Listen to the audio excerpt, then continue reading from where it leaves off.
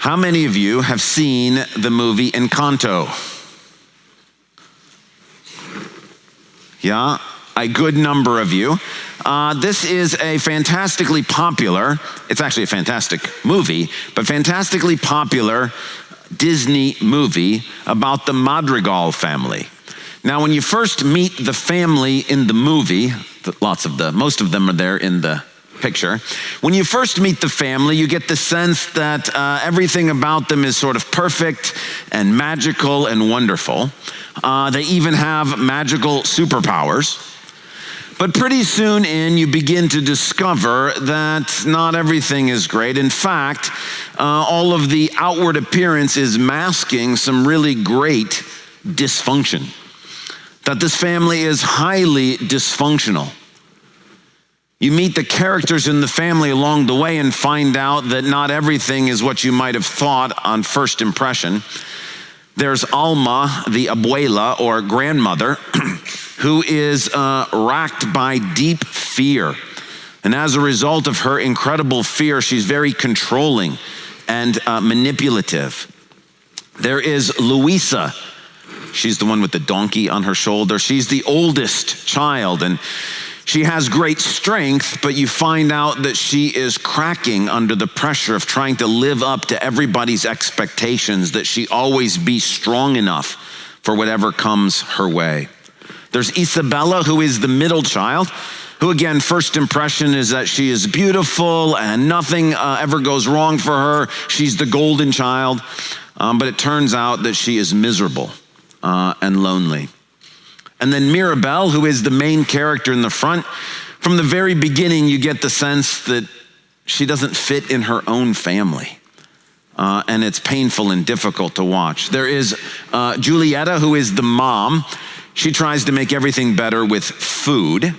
There is Peppa, the aunt, whose emotions control her, and she is driven this way and that by sort of every wind of emotion that comes her way. And then there is Bruno, who he's tough to see. He's in the green hood hiding sort of by the tree on the left-hand side of the poster. He's got a gift of prophecy, which seems cool, but everybody blames him for everything that's gone wrong in the family, and he's currently hiding in the walls of the house that they live in. When I watched this movie, it reminded me of the very famous line from Tolstoy's novel Anna Karenina, in which he says, this is the opening line of the book, all happy families are alike. Each unhappy family is unhappy in its own way. It's the opening line of the book because all the families in Anna Karenina are also dysfunctional and unhappy. And when you hear that line, you might pick up the feeling of isolation and loneliness that happens when you are in a dysfunctional family or a dysfunctional situation. And that when you're going through something like that, you feel all alone, like there's nobody else in the world that's ever gone through what you're going through or can relate to what you're going through. But the power of Tolstoy's opening line is the reality is although the circumstances change from family to family, when you experience dysfunction, there is a commonality that binds us together. This is the reason why I think Encanto is so super popular. On one hand, it doesn't look like it would be a very good movie, at least from Disney standards, because it lacks the Disney villain. There's no real bad guy in Encanto. But this is the power of the movie, is what they have finally stumbled on is a real villain, which is dysfunction. A villain that we can actually relate to because so many of us have experienced this in reality. And so when you watch the movie, instead of seeing some sort of weird bad guy that you would never ever experience in life, you're watching the real problems that dysfunction creates in families. And so many people connect to it and relate to it because dysfunction is a reality. And dysfunction in the families in which we grew up, and the families in which we live, and our extended families, is a reality that we have to deal with. The Bible itself is full of stories about dysfunctional families. David's family, Hannah's family, Job's family, Noah's family, Lot's family, Abraham's family, Isaac's family. But today, we get to look at what may be the most dysfunctional family in the Bible. Which is surprising to me that they're so dysfunctional, because this is the founding family of the nation of Israel, the people of God in the Old Testament. And as you watch the family dynamics unfold, you think to yourself, how in the world did this family even survive? Let alone go on to become the founding family of Israel, the people of God in the Old Testament. Well, the purpose for which we are doing this, again, is not a history lesson. The purpose is so that we might, with this dysfunctional family, perhaps find some of our own story in this. And more importantly, see how God is present and what God does to bring health in the midst of dysfunction. So if you have a Bible, let me invite you to turn to the book of Genesis, chapter 29. There's Bibles in the rack in front of you. You might have brought your own. You might have one on your phone. Genesis 29. In the Bibles that the church provides, that's page 23. And we're going to look together at Genesis 29 and the first half of Genesis 30. So part of 2 chapters. And I encourage you, when you have time on your own, to go back and to read this story in its entirety, because the details are powerful. We don't have time to read it all this morning, so what I'm going to do is describe for you or recount for you the story, and then we're going to talk about it together. We will be looking at particular verses, so I would love if you had your Bible open so I could show you some particular things. But what's happening in this story is that Jacob, we talked about him last week, he has run away from home because his brother wants to kill him. That's got its own dysfunction associated with it. But he runs away from home and he's going to find a wife. And so we talked about last week how God, who is his good shepherd, led Jacob to the one place he needed to go, to this well, where he meets the daughter of his uncle Laban. So his mom's name is Rebecca. Her brother's name is Laban. Laban has a daughter, Rachel. And we saw last week that Jacob meets Rachel at this well and falls in love with her. Well, when he finds out that she is the daughter of his uncle and his uncle meets him, the uncle is overjoyed to see him and welcomes Jacob into his family. The uncle says to Jacob, who starts doing some work for him, "Hey, you shouldn't work for me for free. What would be the wages you would like?" And Jacob says, "I'd like to work for the right to marry Rachel." And Laban says, "Great, work 7 years and you can marry my daughter Rachel." So Jacob works the 7 years and they pass as if they're just a blink of an eye. But on the wedding night, when it's time to marry Rachel, Laban deceives Jacob and swaps Rachel for her older sister, Leah. When you read this story, you'll get to this it's actually a funny line in the Bible where it says, Jacob woke up the next morning and there was Leah. So he goes to Laban and is like, "What are you doing? I agreed to marry Rachel. You gave me Leah to marry."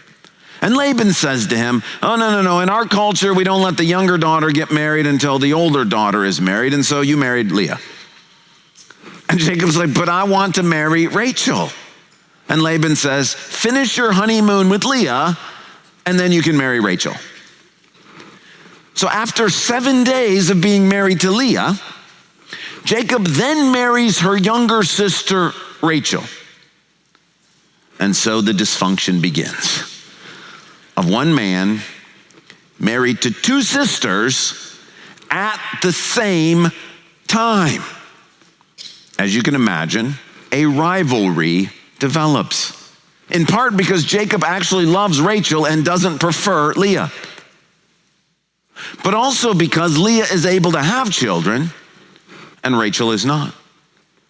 So as Rachel is struggling with not having children, she ends up doing what Jacob's grandmother Sarah did, which is introduce a surrogate mother into the situation, as if this didn't already have enough trouble on its own. So Rachel's servant ends up having 2 boys by Jacob. So Leah's had some boys by Jacob. Rachel's servant has 2 boys by Jacob. Well, Leah says, well, 2 can play that game. So she introduces her servant as a surrogate mother into the situation. That surrogate mother has 2 kids. And then in the middle, when you go back and read this, you want to read it because I'm not making this up. In the middle of all of this, Leah decides to hire her husband to sleep with her. And so Leah pays Rachel for the right to be able to sleep with her husband, Jacob. And when she does so, she ends up having more children by Jacob. So by the time you get to the end of the story, you got 1 husband, 4 wives, 11 boys, another will come later, 1 girl, and total and complete dysfunction. And as we think about that story this morning, we kind of want to walk through, character by character, the dysfunction that's present. Our first character is Leah, the first wife, the oldest sister. Leah believes wrongly, but she believes it, that she's unlovable. And so if we were going to give a description of the state of where Leah's in, we would call her desperate for love.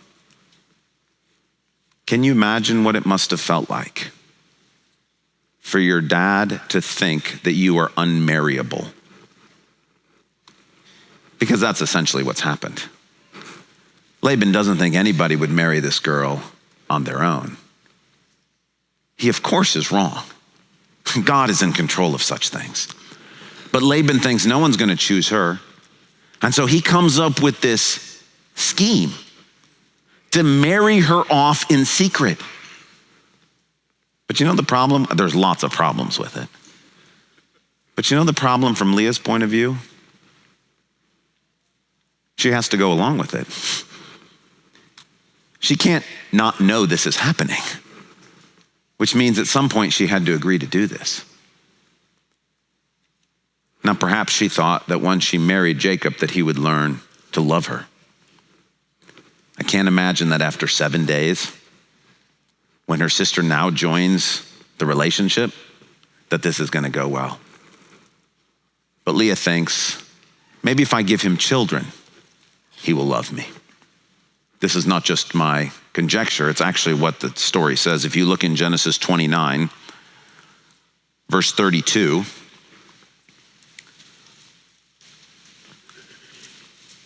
Leah became pregnant and gave birth to a son. She named him Reuben, for she said, "It is because the Lord has seen my misery. Surely my husband will love me now." I'm guessing that Leah, as an oldest child, has come to the wrong impression that she's only lovable for the actions that she does. That if she works hard enough, if she does the right thing, if she never gets out of line, if she's a little like Luisa from Encanto, if she's always strong enough and always responsible and always doing the right thing, that she will be loved. And so she thinks, well, if I could give him a child, he'll love me.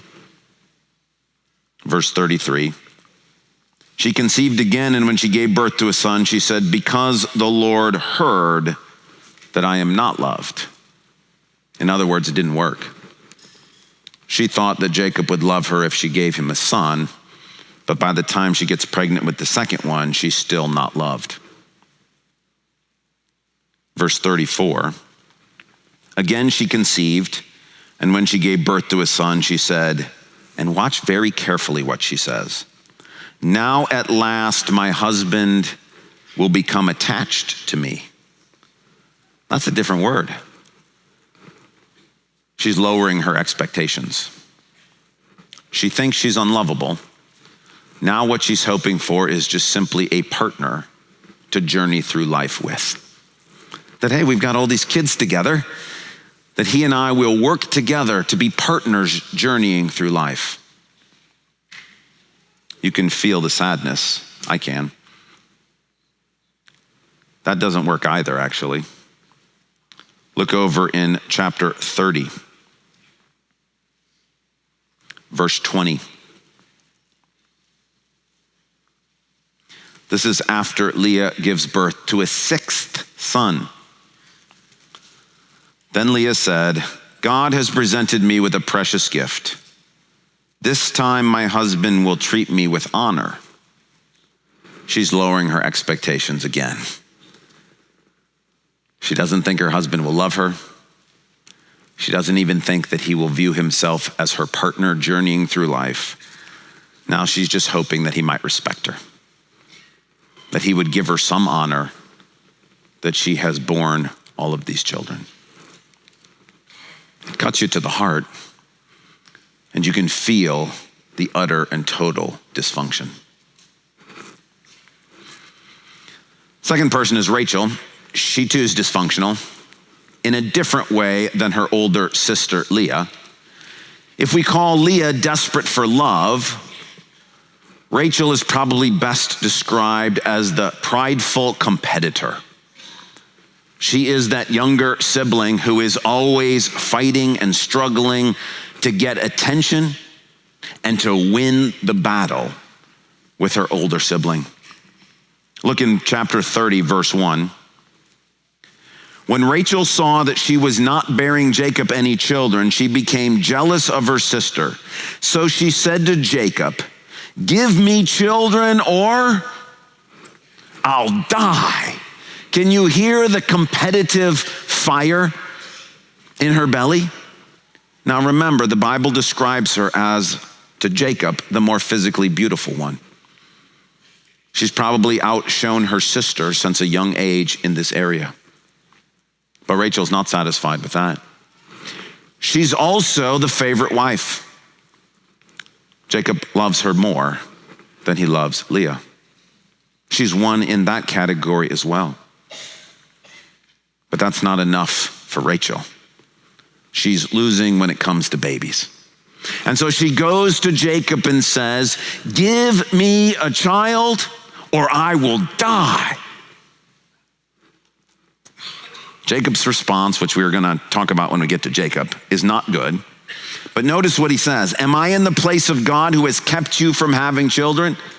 Jacob's essentially saying, look, you want to fight with people, you're always competing, go fight with God. He's not giving you any children. Wrestle with him, argue with him. He's like, I don't want anything to do with this. So Rachel decides to take matters into her own hands. I mean, hey, you got to work hard if you're going to win. And so she decides to make the same mistake that Jacob's grandmother did. And so she introduces the surrogate mother into the situation. Her servant ends up having a child that is reckoned to Rachel as her son. And so Rachel gets to name him. Watch carefully what she names him. Verse 6 of chapter 30. Then Rachel said, God has vindicated me. Well, that sounds religious. He has listened to my plea and given me a son. Because of this, she named him Dan. What Dan essentially means is God's on my side. That's what she named this kid. God is for me. The servant has another child. Rachel gets to name this child too. Verse 8.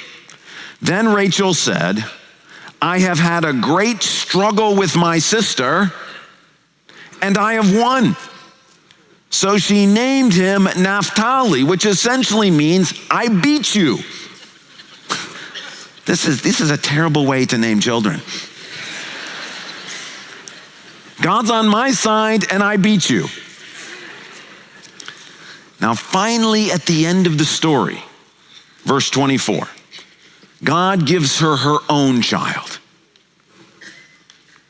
Verse 24, she named him Joseph and said, may the Lord add to me another son.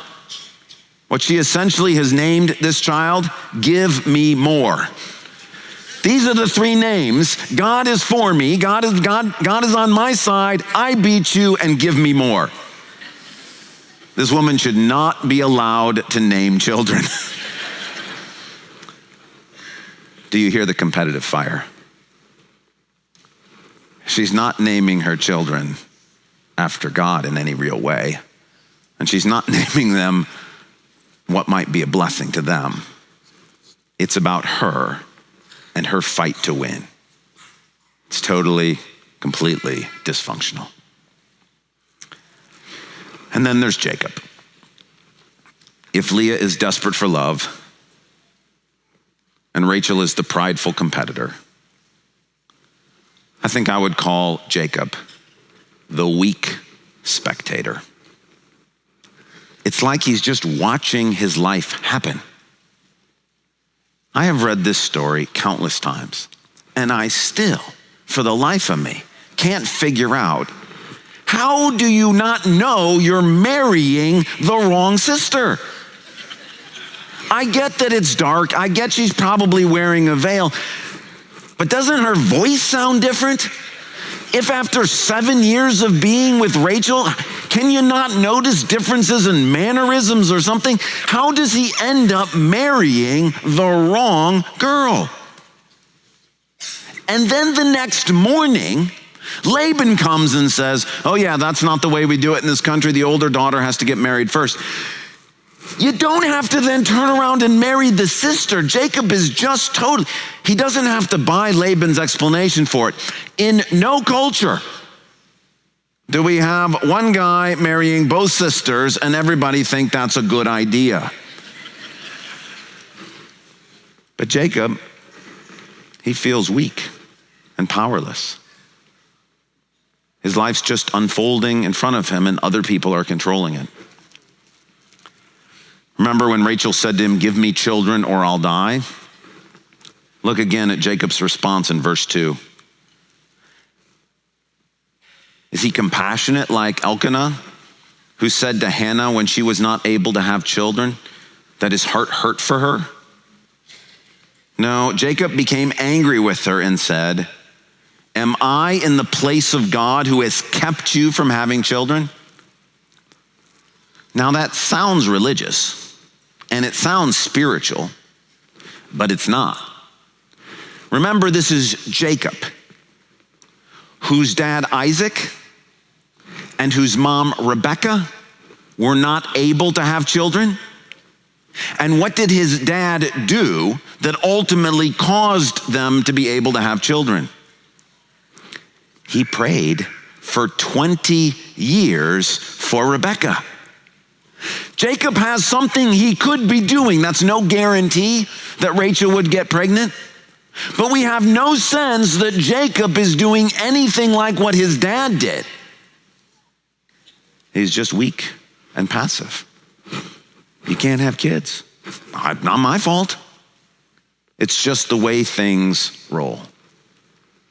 And then you get the really strange story where Leah hires Jacob as if he's like a prostitute to come and sleep with her, but Leah pays Rachel for the right to do this, and Rachel orders him to go sleep with Leah. And you think, this guy's not even in control of who he sleeps with. And you get the sense that he's just a weak spectator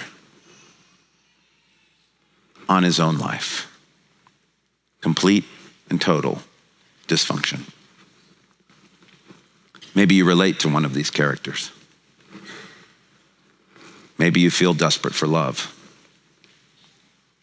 Maybe you feel those competitive fires burning in your soul that you have to beat your spouse, your siblings, your extended family. Maybe you feel totally and completely passive. Everybody else is acting and making things happen, and you just simply respond to all the stuff that's happening around you. You might not identify with one of those. There's a lot more dysfunction than just these three. But maybe you identify with the anger or the frustration or the rivalry or the lack of peace or the selfishness. Maybe you've experienced dysfunction in your family of origin.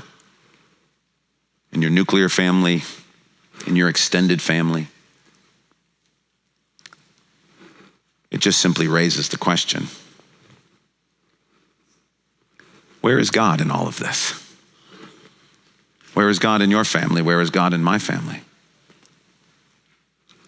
Well, let's look. He's present.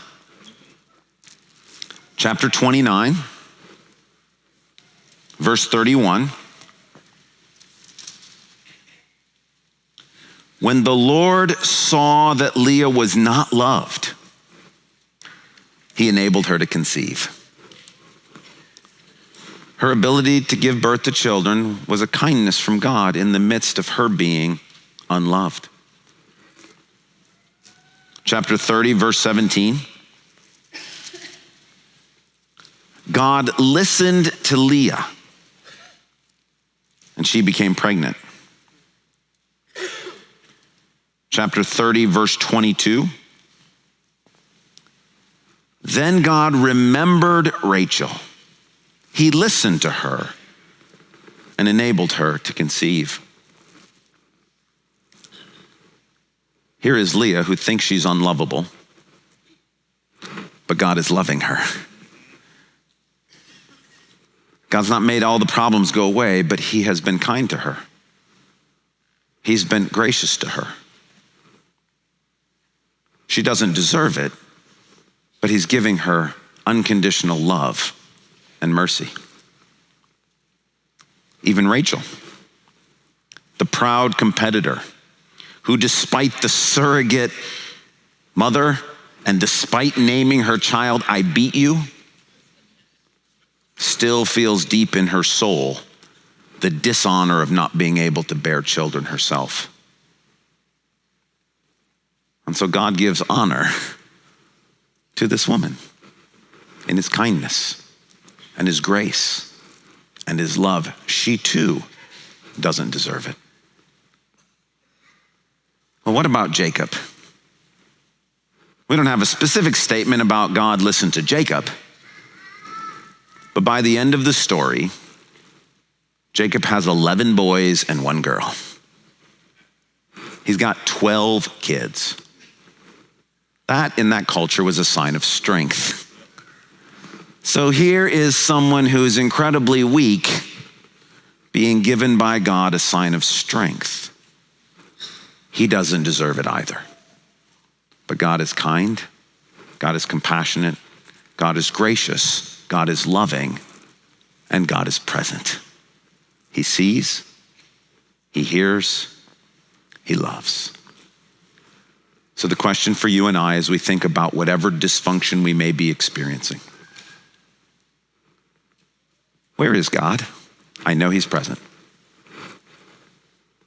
Take some time and think through, how might he have been present, offering kindness that wasn't deserved, giving comfort, listening, seeing. His promise is he will never leave us or forsake us. In no way does God approve of what's going on in this story. In no way is God for what Leah is doing or what Rachel is doing or what Jacob is doing, and in no way is God for whatever dysfunction you have experienced or you may be perpetrating. But he still is the Lord, the compassionate and gracious God who is slow to anger and abounding in love and faithfulness to 1,000 generations. And the question for you and I, if we are experiencing dysfunction, is for us to stop and ask, but where is God? He's doing something. Maybe not everything that we want, maybe not everything that will solve our problems, but he is somehow present. And if he's present, then you can cry out to him. If he's present, then he sees you. If he's present, you can ask him for guidance. Lord, should I stay connected in this situation? Lord, do I need some separation here? Lord, should I spend less time with the dysfunction that is causing me problems? Lord, how am I supposed to act? Lord, what am I supposed to do at this holiday season? Lord, how am I supposed to handle this comment? Lord, what do I do about this text chain? If he's present, he is present as your good shepherd who will lead you and guide you. Dysfunction is a reality, but a more powerful reality is God's love for you and his presence no matter what you're going through. Amen? There's actually more to the story than this. There's even better news than just the fact that God is present, as great as that is. The power of Encanto is not just that it shows us a dysfunctional family. It's hard to have a movie where all you've got is dysfunction. Mirabel, who is the main character, brings rescue and salvation to the family. So too, it's not just that God is present with us in the midst of dysfunction.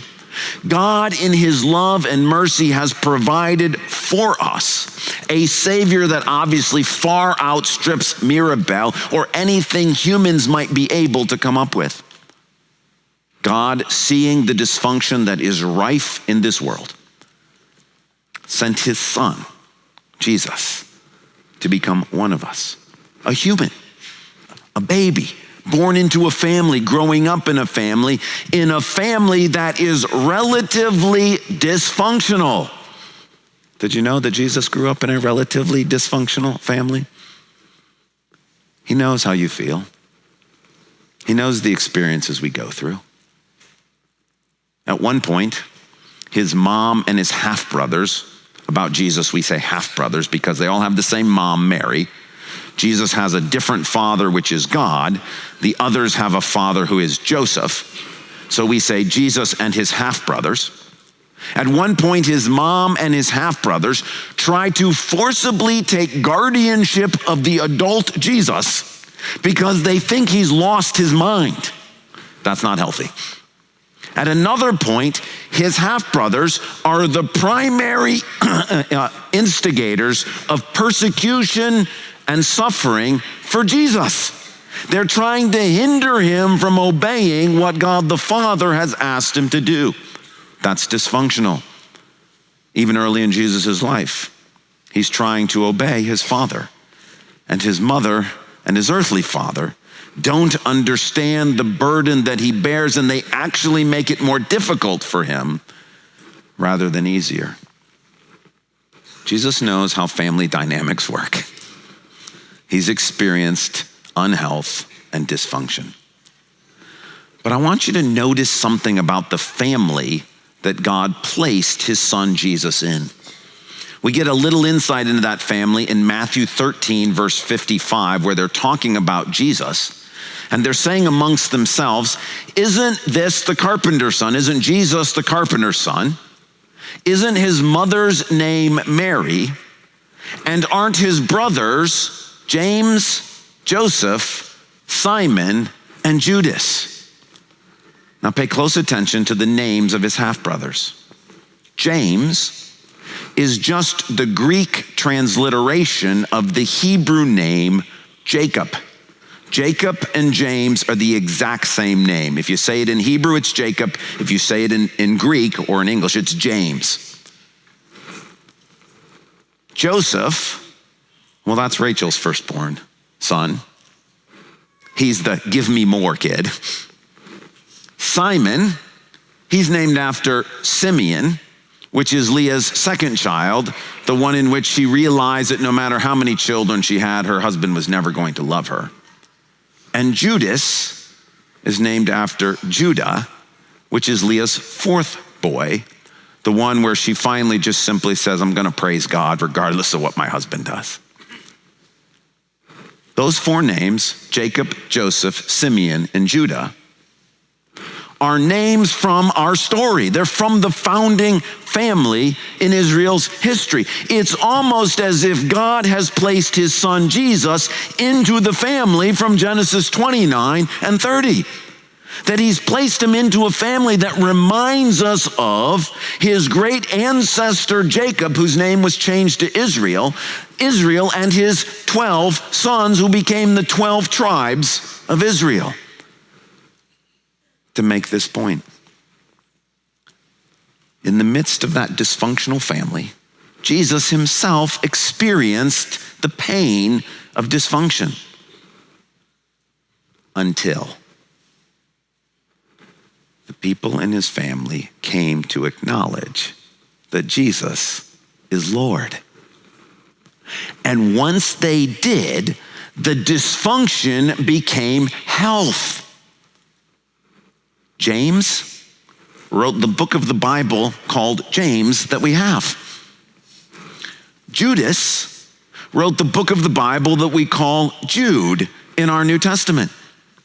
We don't know exactly what happened to Simon and Joseph, except that the book of Acts tells us that they were part of the leadership in the early church in promoting Jesus as Lord. That when they thought Jesus was just one of their siblings, when they were acting selfishly in their own interest, their family, Jesus's family, was full of dysfunction. And when they came to acknowledge that Jesus is Lord, and when they submitted their decisions to his lordship, their dysfunction became health. And God did it this way so that we might see this is our salvation.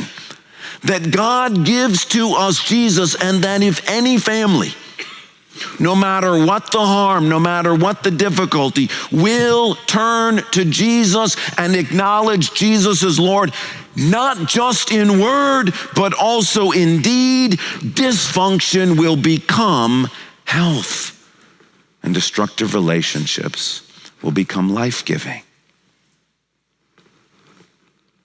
Now you say, great, but what if I can't get my siblings or my aunts and uncles or my parents or my kids or my grandkids to acknowledge Jesus as Lord? Maybe they think they're Christians, but they're not acting with Jesus as Lord. Jacob knows that Yahweh is God, but he is not behaving in a way that's full of the Spirit. What if you or I are in the same situation where you're like, but they won't acknowledge Jesus as Lord? Well, now that's a tough one, but not too tough for Jesus. At one of the times that Jesus' family was most dysfunctional, his mom and his siblings showed up. And someone went to Jesus and said, your mom and your siblings are here. And Jesus uttered a super important statement. He said, who's my mom and who are my siblings? Whoever does the will of my Father in heaven, that's my mom, and those are my siblings. And by doing that, Jesus took the family, the biological family, the adoptive family, the nuclear family, the extended family, and he moved it down a slot. And what he inserted above it is the family of God, the church. We say blood is thicker than water, but spirit is thicker than blood. And Jesus said, I am creating a new community, a community in which I will reign as Lord. And he is inviting all of us out of our dysfunctional families to come be part of his family.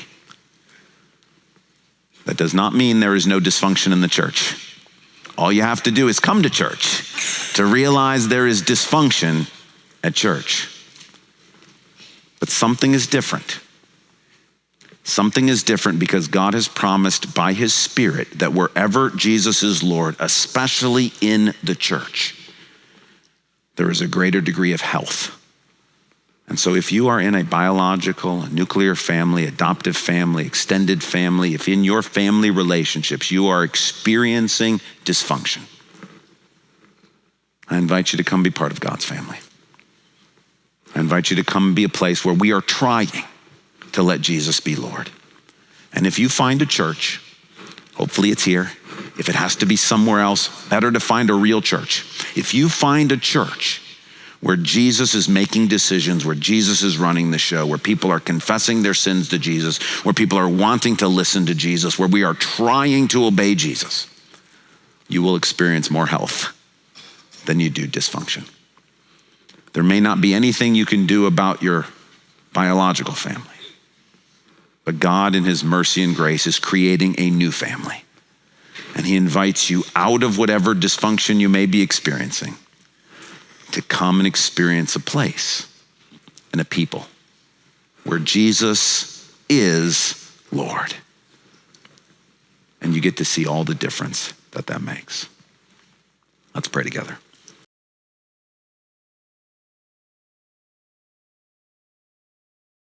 Thank you so much for joining us for this podcast from Calvary Church. We hope this message has brought the light and hope of God's presence into your life, refreshing your soul for the journey the Lord has you on. If you have a spiritual need or would like to connect further with the work God is doing through Calvary Church, seek us out online at calvarygr.org. On our website, you can also find an archive of previous messages from this series. Thanks for listening.